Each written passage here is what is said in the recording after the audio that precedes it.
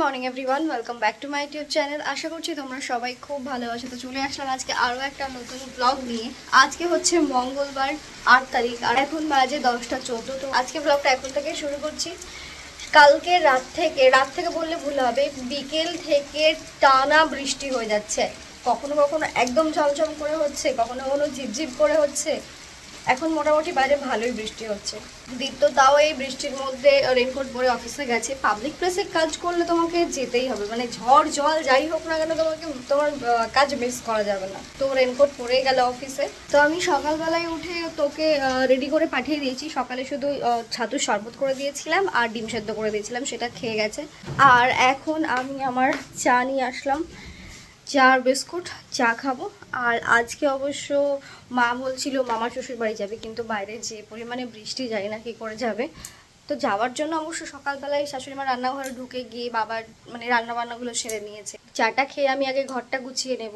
আর এই ঘর না আমি যতই গোছাই না কেন, গোছানো আর লাগে না। তো প্রত্যেক দিনই আমাকে একটু একটু করে গোছাতে হবে, মানে প্রত্যেক দিন একটু একটু করে গোছালো, পরের দিন সকালবেলা উঠে দেখি আবার পুরো ঘর অগোছালো হয়ে গেছে। জানি না কেন হয়, বুঝতে পারি না। সেই রকম জিনিস তো এখানে সেখানে আমি ফেলেও রাখি না। তো যাই হোক, চলো আগে চাটা খাই, তারপর পরে তোমাদের সাথে কথা বলছি। তোমরা অনেকেই বলো যে আমার এই টাইপের ভিডিও দেখতে তোমরা ভালোবাসো, মানে যেই ভিডিওতে আমি ঘর গোছাচ্ছি, ঘরের কাজ করছি, সেই রকম টাইপের ভিডিও। আবার এইরকম ওই ভিডিওতে আবারও সবাই কমেন্ট করো যে তোমার ঘরটা কেন এরকম, ঘরটা ঠিকঠাক করে গুছিয়ে রাখতে পারো না। আবার যতই ঘরটা গুছিয়ে রাখো না কেন, তাও তোমার ঘরটা কেমন কেমন লাগে, ঘরের ফার্নিচার, ঘরের রং সব কিছু মিলিয়ে মিশিয়ে অনেকেই বলো। অ্যাকচুয়ালি কী বলো তো, এর আগেও তোমরা বলেছো অনেক কবার, আমিও তোমাদেরকে বলেছি অনেক কবার, কিন্তু কোনো কিছু না আর হয়ে ওঠে না। সব কিছুর জন্য একটা পারফেক্ট সময় দরকার হয়। এবার সময়ের কথাটা বলতে গেলেও এই কথাটা না বললেই নয় যে ঠিক সময়ে যদি ঠিক কিছু মানে সব কিছু না পাওয়া যায়, তো পরবর্তীকালে গিয়ে পেলে সেটার আর মূল্য থাকে না। তো শেষ পর্যন্ত পড়ে থাকছে হচ্ছে অ্যাডজাস্টমেন্ট। আর সেটা আমাদের প্রত্যেক মেয়েকেই করতে হয়। বিয়ের পর যখন বাপের বাড়ি থেকে শ্বশুর বাড়িতে আসে, প্রত্যেক মেয়েকেই কম বেশি অ্যাডজাস্টমেন্ট করতেই হয়। কিন্তু অ্যাডজাস্টমেন্টেরও একটা অন্য বিষয় থাকে, সেটা হচ্ছে তুমি যখন একটা মেয়েকে 15 বছরে বিয়ে দিচ্ছ বা 13 বছরে বিয়ে দিচ্ছ, সে কিন্তু কিছু বোঝে না। বিয়ের পর শ্বশুর বাড়িতে গিয়ে তাকে যেইভাবে ট্রিট করা হবে, সে সেইভাবেই কিন্তু আস্তে আস্তে বড় হয়ে উঠবে। অপরদিকে একটা মেয়ের যদি 30 বছর বয়সে বিয়ে হয়, সেক্ষেত্রে গিয়ে যদি তাকে বলা হয় যে মানে একজন স্বাধীন চেতা মানুষের যদি 30 বছর বয়সে বিয়ে হয়, তাকে যদি গিয়ে বলা হয় যে তুমি গিয়ে এখন অ্যাডজাস্টমেন্ট করো, সে কিন্তু ওই 15 বছর বা 13 বছরের মেয়েটার মতো সেভাবে অ্যাডজাস্টমেন্ট করতে পারবে না।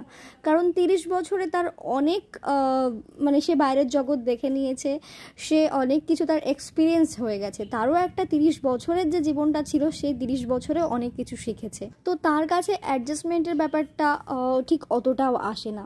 এই যে তোমরা যারা আমার ভিডিওগুলো দেখো, ভিডিওতে তো আমি যেটুকু দেখাচ্ছি তোমরা সেটুকুই দেখছো, তাই না? তার বাইরে তোমরা কিচ্ছু কিন্তু দেখতে পাচ্ছ না। কিছুদিন আগে একটা আমি পোস্ট দেখলাম, পোস্টটা আমার দেখে এত ভালো লাগলো, মনে হলো আমি তোমাদের সাথে কথাটা শেয়ার করি, তাহলে তোমরা কিছুটা হলেও বুঝবে। প্রাক্তন সিনেমায় একটা ডায়লগ ছিল, তোমাদের মনে আছে? যে অ্যাডজাস্টমেন্ট মানে হেরে যাওয়া নয়, সুন্দর করে বাঁচা। অর্থাৎ পারস্পরিক বোঝাপড়ার মাধ্যমে সম্পর্ককে টিকিয়ে রাখা। অবশ্য কথাটা সত্যি, কিন্তু আসলেই বাস্তব জীবনে এই অ্যাডজাস্টমেন্টের বিষয়টা না সম্পর্কের জটিলতায় অনেক জটিল হয়ে পড়ছে দিন দিন। তোমরা যারা ডেলি ভ্লগ দেখো, মানে আমিও বলছি, ইনক্লুডিং মি, আমিও একটা কথা মনে রাখবে, সোশ্যাল মিডিয়ায় আমরা সবাই সেটাই দেখতে পাই যেটা সবাই দেখাতে যায়। এই লক্ষ লক্ষ মানুষের সুখকর জীবনযাপন করা দেখে অনেকেই ঈর্ষান্বিত হয়ে পড়ে। আমারও মনে হয় যে ওরা এত সুন্দরভাবে বাঁচছে, তাহলে আমি কেন নই? ওদের রিলেশন কত মধুময়, তা আমাদেরটা কেন নয়? কিন্তু মানুষ এটা বোঝে না যে সোশ্যাল মিডিয়াতে যে সেটাই দেখানো হয় যেটা সুন্দর, যেটা দেখতে ভালো লাগে। অর্থাৎ কয়েনের একটা পিঠ কিন্তু দেখানো হয়, অপর পিঠটা কিন্তু ব্লগে কখনোই দেখানো হয় না। মানে আমরা যতটা তোমাদের দেখাই, ঠিক তোমরা ততটাই দেখতে পাও। যতটা বলি, যতটা কিছু করি, সেইটুকুই দেখতে পাও। তার বাইরে কিন্তু তোমরা কিছু করতে পারো না। তো তোমরা একটুখানি একটা ভিডিও দেখেই তোমরা জাজ করে ফেলো একটা মানুষকে যে সে মানুষটা ভালো না খারাপ, সেটাও কিন্তু উচিত নয়। এই যে কিছুদিন আগে একটা ঘটনা ঘটলো মনে আছে, ওই যে একটা সিরিয়াল করে সুস্মিতা আর হচ্ছে সব্যসাচী, মানে ওই শায়কের দাদা বৌদি। তো ওদের দেখো, ওদের ভ্লগগুলো তো তোমরা অনেকেই দেখেছো, আমিও দেখতাম যখন সামনে আসতো। তো কি সুন্দরভাবে ওরা ভ্লগ বানাতো, মনে হতো একটা সুখী হ্যাপি ফ্যামিলি। বাট শেষ পর্যন্ত মানে পুরোই উল্টো হয়ে গেল, পুরো ডিভোর্সের জায়গায় চলে আসলো। তাহলে তারা সেটা দেখাতে চায়নি, তাই তোমরা বুঝতে পারোনি, তাই হয়তো ভেবেছো যে না ওদের জীবনটা কত সুন্দর। তো এইরকম না, যারা সোশ্যাল মিডিয়ায় কাজ করে প্রত্যেকের জীবনে এরকম থাকে। তাই একটুখানি ভিডিওর ওপর ডিপেন্ড করে আমার মনে হয় যে কাউকে জাজ না করাই ভালো, সে ভালো না খারাপ, সে মানে সে যাই হোক না কেন। তো এটাই হলো ব্যাপার। তো আজকে মনে হচ্ছে আমার কমেন্ট লিস্ট ভরে যাবে, মানে এত বড় বড় এত ভারী ভারী আমি কথা বলেছি তোমাদের সাথে, আমাকে অনেক জ্ঞানী ব্যক্তি ভাববে তোমরা অনেকেই। না দেখো, জ্ঞানী ব্যক্তি নই, মানুষ সিচুয়েশন বুঝে কিন্তু তার সে ম্যাচিওর্ড হয়, এটা তো আমরা জানি। বয়সের সাথে সাথে একটা মানুষ কখনোই কিন্তু ম্যাচিওর্ড হয় না। যে যত ভালো বা খারাপ সিচুয়েশনের মধ্যে দিয়ে গেছে তার এক্সপিরিয়েন্স তত বেশি। জানি না এই কথাগুলো কার কেমন লাগলো, তবে অনেকের ভালো লাগতে পারে, আবার অনেকের ভালো নাও লাগতে পারে, কারণ আমাকে যে সবার ভালো লাগে সেটা তো নয়। তো যাই হোক, তোমরা একটু তোমাদের মতামতটা কমেন্টে জানিও। আর এই যে দেখতেই পাচ্ছ শাশুড়ি মা বেরিয়ে যাচ্ছে। হ্যাঁ, সাবধানে যাও। দেখি বৃষ্টি, কি দেবো? এইগুলো আশা পায়, এগুলো বাচ্চাদের কাছে খুব পছন্দ না। কি এগুলো জোক? জোক না? হ্যাঁ, এটা একরকম জোক। আশাপা বলে, এর একটা আশাপা।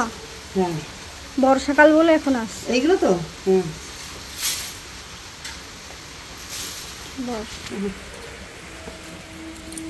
ঘেন্না করে বাচ্চারা গুলিয়ে খেয়ে নেয়। আমাদের তো দেখ চটকা এর কচিটা।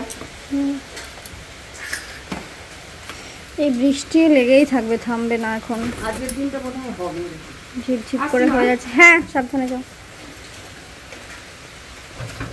চলো, মা চলে গেল, মা বোধহয় কালকে আসবে।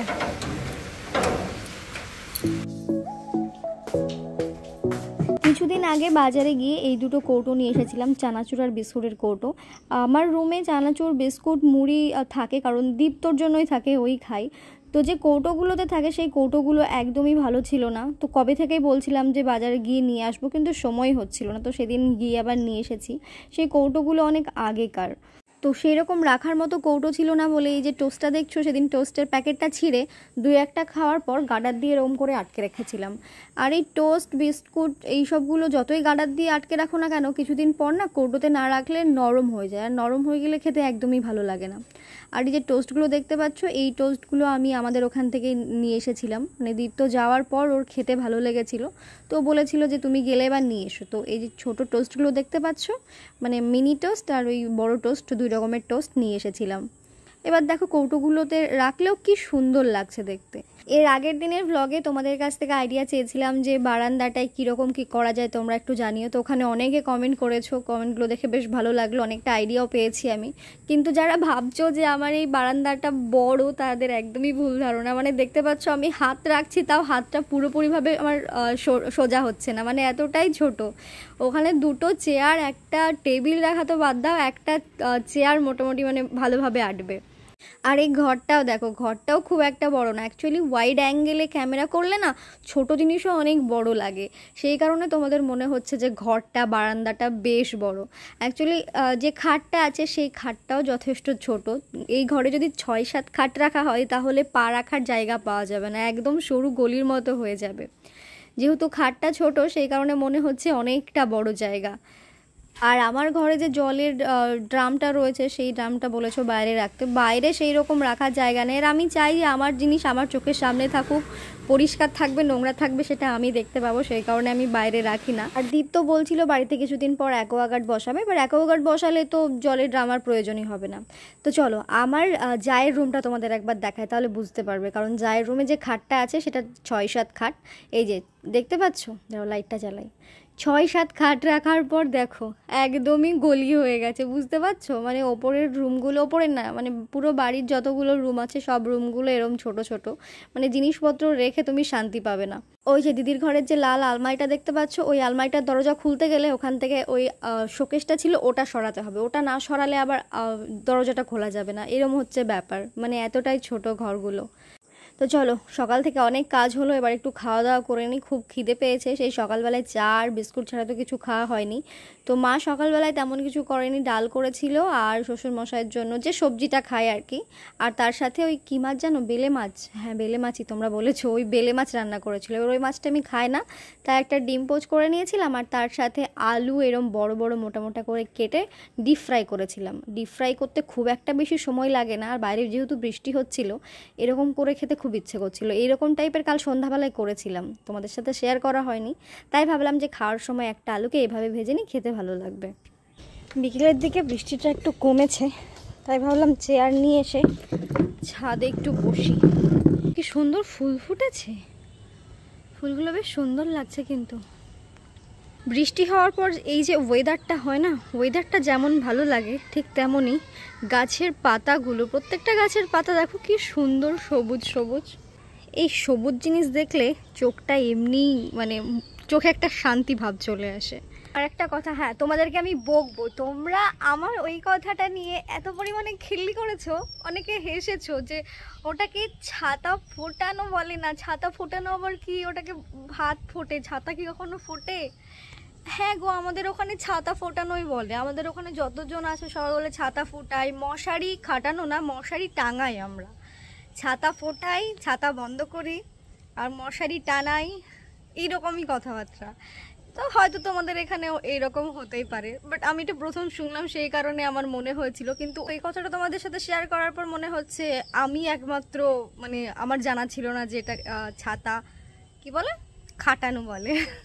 তার যেখানকার ভাষা সে সেটাই বলবে, স্বাভাবিক। আর এই কটা দিন থেকে যেহেতু বৃষ্টি হচ্ছে, আমি একদিনও খিচুড়ি রান্না করিনি, তাই ভাবছি আজকে খিচুড়ি রান্না করব। এই বৃষ্টির দিনে খিচুড়ি, বেগুন ভাজা, আলু ভাজা, ডিম ভাজা, সাথে মানে এরকম টাইপের খাবার, উফ কি যে শান্তি লাগে। কিন্তু এই বাড়িতে দীপ তো খিচুড়ি খায় না, মা তো নেই। বাবাকে জিজ্ঞেস করবো রাত্রিবেলায় যে বাবা যদি খিচুড়ি খায় তবুও করবো, না খেলেও করবো, কারণ আমি খিচুড়ি খাবো। দীপ্তকে জিজ্ঞেস করেছিলাম, ও তো খিচুড়ি খায় না, খাবে না বললো, তো ওর জন্য পরোটা করে দেবো। এখন আমি বসে বসে ফোন ঘাঁটবো, সারাদিন সকাল থেকে ফোন ঘাঁটছি বললে ভুল হবে, ফোনের মধ্যেই আছি, কিন্তু আমি কাজ করছিলাম। প্রচুর এডিট পড়ে আছে, দীপ্ত তো এডিট করার নাম নেই, ভিডিও করে নিয়ে এসে ছেড়ে দিয়েছে, ব্যাস এবার এডিট করো, আমাকে এডিট করতে হচ্ছে। আর পরশুদিন আমরা দীঘা গেছিলাম একদিনের জন্য, তো সেই দীঘার ব্লগও করেছি, দারুণ ব্লগ হয়েছে, আশা করছি তোমাদের খুব ভালো লাগবে। তো আপলোড যেদিন করবো তার একদিন আগে আমি তোমাদের জানিয়ে দেবো। এখনও এডিট চলছে, যে কাজ এখনও কমপ্লিট হয়নি। দীঘার ভিডিওটা কিন্তু কেউ মিস করবে না, কারণ খুব মজা করেছি, খুব আনন্দ হয়েছে, আর অনেক কিছু তোমাদের সাথে শেয়ার করেছি। বাবা বলছিলাম আমি রাত্রে খিচুড়ি করব, তুমি খিচুড়ি খাবে না ভাত করব তোমার জন্য? না, ওই খিচুড়ি করব। খাবে? আচ্ছা ঠিক আছে।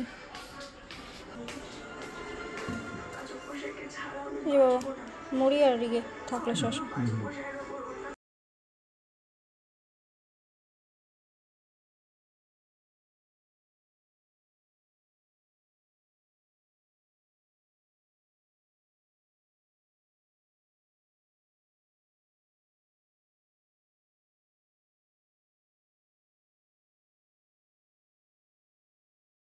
এখন বাজে রাত্রি 8:20, রান্না আমার কমপ্লিট। এই যে এখানে পরোটা, এখানে কালকের মাংস রান্না করেছিলাম, ওটা একটু থেকে গেছে, ওটা দীপ্তকে গরম করে দেবো, সাথে আলু ভাজা, আর তো প্রেশার কুকারে খিচুড়ি। খিচুড়ি ভাব বেরিয়ে গেছে, টেস্ট করেও দেখে নিয়েছি, একটু ঝাল হয়েছে। এবার ওটাই টেনশানে আছি যে বাবা তো ঝাল খায় না, কি বলবে খেয়ে, বুঝতে পারছি না।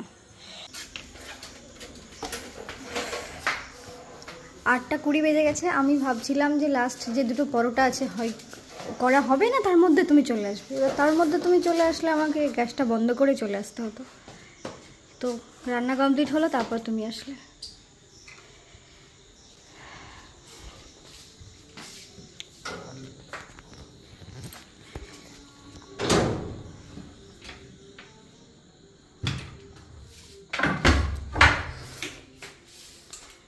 চলো, ভিডিও করছো তুমি তো শোনো শোনো শোনো শোনো, যাও।